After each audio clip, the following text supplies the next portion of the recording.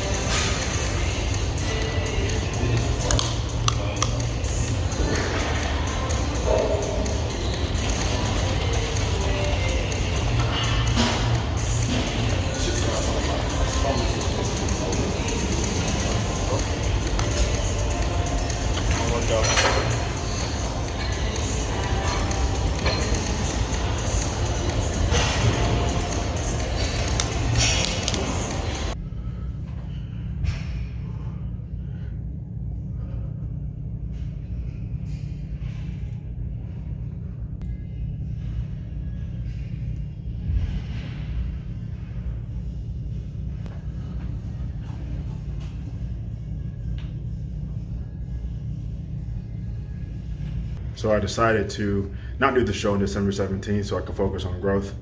I'm 222, 223-ish right now, and I'm gonna aim to get to 230 before I decide to do anything else. I think it was one of the greatest steps of my current adult life is to always gauge where I'm at in my life and if I should or shouldn't do something. Opposed to before, when I was younger, I used to just jump into something because I wanted to do it. Now I calculate all the variables and see what's realistic. So right now I am going to just bulk. I'm gonna add some weight and continue to train heavy. So that's the plan, and I'm having fun right now. I'm growing significantly. I'm growing fast. Whether I try to cut weight, gain weight, it always happens fast. So I'm loving the results so far, and stay tuned for more. It's like arm day. It's one of my favorite days. Came into this workout with the mindset like, shit, I gotta train arms. I want a little bit more explosion, a little bit more weight pushing, but I made it work today. I always try to kind of go heavy on them, so I got that torque and velocity and energy that I needed for to feel for my workout to feel amplified. So yeah, we're in beautiful Scottsdale, just leaving a beautiful lifetime. About to head home and reduce some stress. I'm going to show you guys what I eat post-workout, and then the supplements I take to reduce cortisol levels and stress levels. So hopefully you guys tune into that and hop on some of the subs. You can get them at Discount Nutrition if you're in Arizona, or you can get them on Amazon, or you can get them pretty much in anywhere your local nutrition shop. All natural supplements. So go ahead and get in the vehicle. All right. No, this is not a new day. This is the same day, just a different shirt. You get in your car. So what I used to do, I used to have what did I have? A Toyota, I think it was a Chevrolet Cavalier. Oh my God, that car, my first car. And I used to go to the Barbell Compound at the time in Chicago. I think that was, it might have been then, or even at, went to like LA Fitness, more of the Barbell Compound. And Barbell Compound was like that hole in the wall gym. It was a great gym, super intense. You can smell the testosterone and you can smell the pit sweat. It was just so grimy in there. So I would leave the house and I'd smell so fucking bad. And I would be drenched in sweat from the training session. And then I'd sit in my car, in the back of my seat will collect that over time. So like the sweat on the back, sweat on my glutes, sweat on my ass, the stwass, it embedded in the cotton or leather or whatever it was at the time in my seat. And dude, I'll never forget just like the smell of uncleanliness in the car. It's just not something that I like. So every single training session, doesn't matter if I'm drenched in sweat or not, I change my shirt, and sometimes I even bring sweatpants too, and change my sweatpants depending on how much swass I got. So as a little tip, keep your car fresh. You don't want to be leaning back. I've seen people literally hop in their car with drenched t-shirts. It makes me cringe. I'm like, how do you do that? I gotta have a nice, clean, dry shirt so I can keep my car clean and smelling fresh. So that's just a little tip. Other than that, we're about to head home and we're about to eat some food. I'm not, what's funny about bulking or going for size is that first you got to eat more. I don't deliberately track my calories. I don't like face out my calories every single day and then look at these numbers and try to hit them every single day. That would drive me fucking nuts.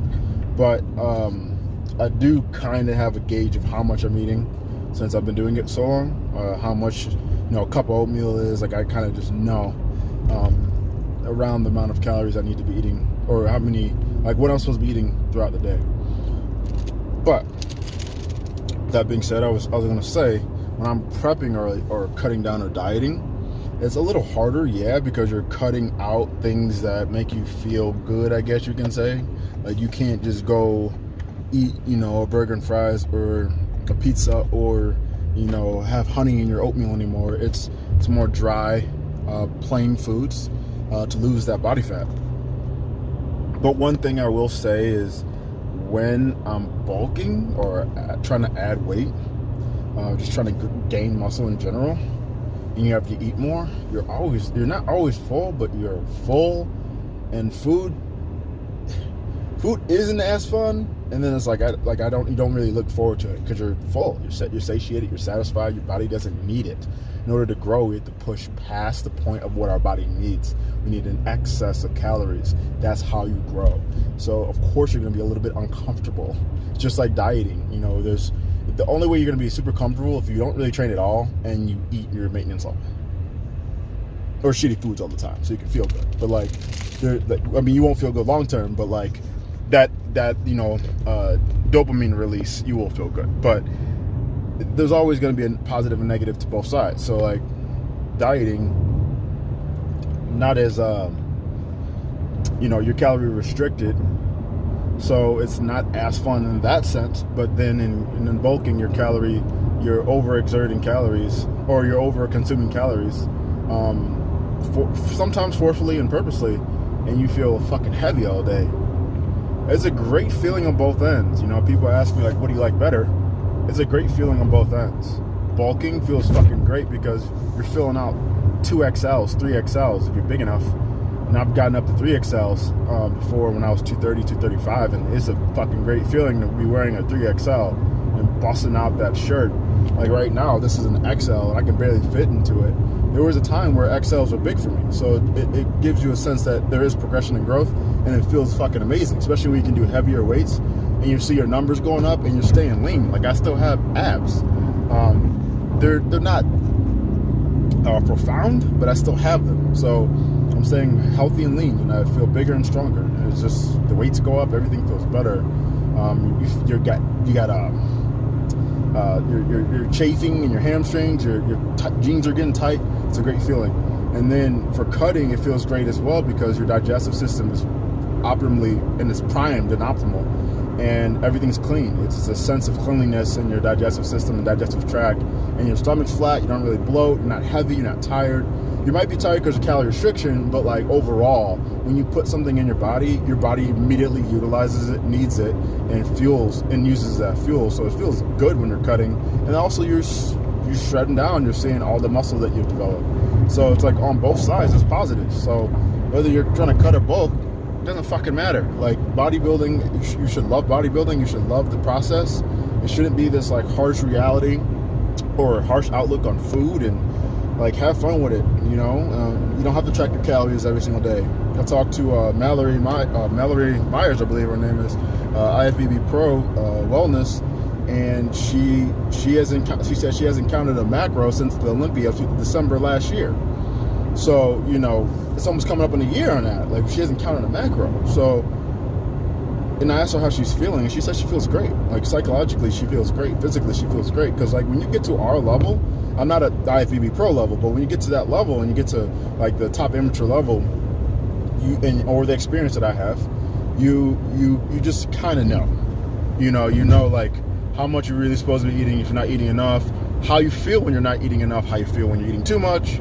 You kind of know. So you don't have to strictly track your calories if you don't want to.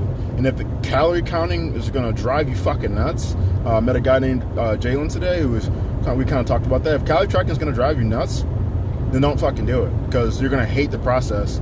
But if you want to compete, or if you want to get super lean, you kind of do have to monitor your progress and how much you're eating. Because if you're deliberately trying to lose weight or look a certain way, there's no way you can go about it just every single day eating whatever. It just doesn't work that way. It doesn't work like that with anything or anything you do, with work, relationships, anything. Building something, you have to have a kind of a blueprint of where you want to go in order to be, I would say, successful, so you're not aimless. So that's just a little bit of a talk. I'm driving home, about to head home, and almost there. and we're gonna go ahead and eat. And I don't know what we're gonna eat, but we're gonna eat some lean protein and some quick carbohydrates. So, all right.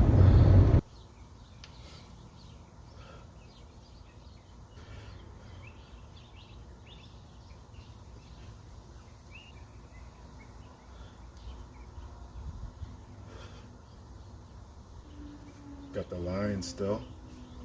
Trying to keep those lines. My waist isn't too small, but I can still see abs, and that's a plus. So we're gonna do 8 ounces of roasted potatoes. And generally what I'll do is I'll gauge it with my eyeball and see if my body can digest it. It's kind of like, that's what I do in off season at least. That's kind of like, you know, you don't want your eyes to be bigger than your stomach kind of thing. So I always kind of gauge it and go, okay, you know, can I eat that much? And that looks like a lot. After workouts, I'm kind of stressed. So my body, I tend to give myself a little bit of time before I consume anything. Sometimes I wait like an hour or two. So here's, let's put it back on the scale real quick. That's 8.1, 8 ounces. So that's like, what, 50 some grams of carbs. And I'm heating up the pan right now for the egg whites. I'm gonna measure out the egg whites. Yes, it's 2 measuring devices. You got a measuring cup and a scale. The reason why I do the scale is because when I type it in my Fat Secret app, I put the amount of grams because they don't have a cup, a cup measuring unit. So it's just in grams or I think like tablespoons. And we're gonna do a cup and a half. So about a cup and a half. It's like 343. So in the Fat Secret, I'll type in, oh yeah, I'll type in 343. Sometimes I just round down or up so keep my mind clear and simple. And that's that. No fat, no yolk. You don't want anything slow digestive after workout. We want everything rapid. So I'm going for my starchy carbs, my potatoes, and then I'm also going for the clean, lean, high protein, 0 fat protein option. Good old egg whites. Pour it in there. Nothing fancy. Sometimes I put some salt. Sometimes I don't, depending on how my stomach feels. So I'll let that cook.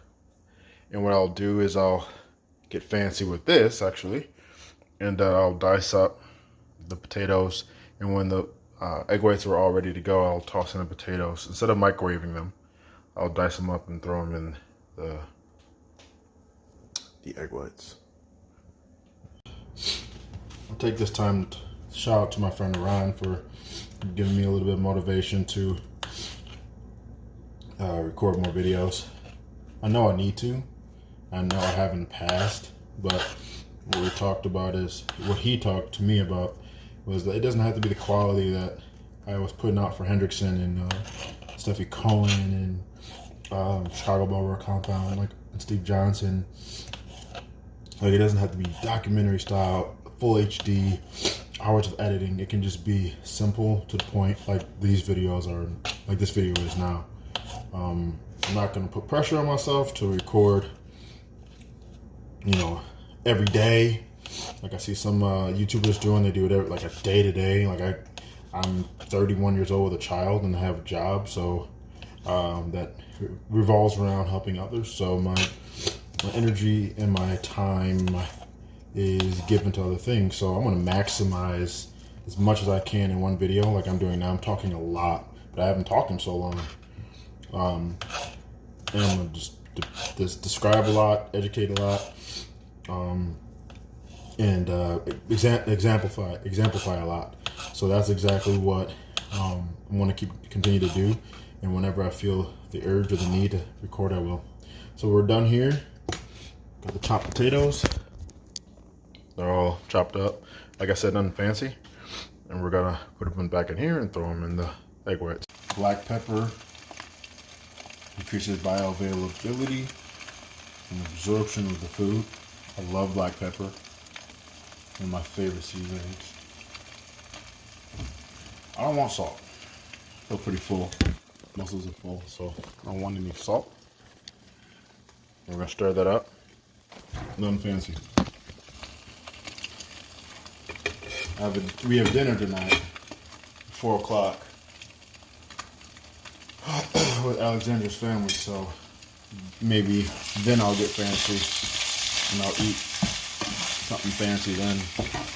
But this is going to be a pretty good post-workout meal. We got potatoes, we got the egg whites. It's a lot of egg whites. And I don't like, the way it looks in the pan. It always looks so like shitty. Like, man, like I look like a dog eating dog food, but at the end of the day, it's fuel and a lot of it. Simple. Ketchup. Wish we had a little bit more, but gotta get it in there. I'll use ketchup or barbecue sauce.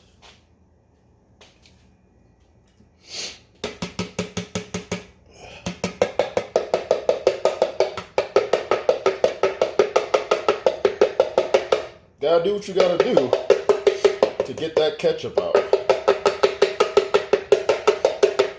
I love ketchup. I don't put it on everything. A little bit of sugar. It gives it that sweet taste. And I just stir it around.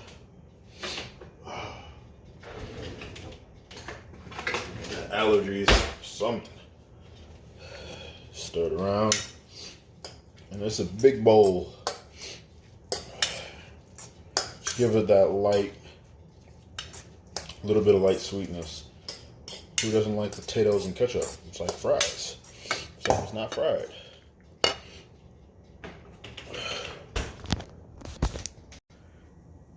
Definitely looks like dog food.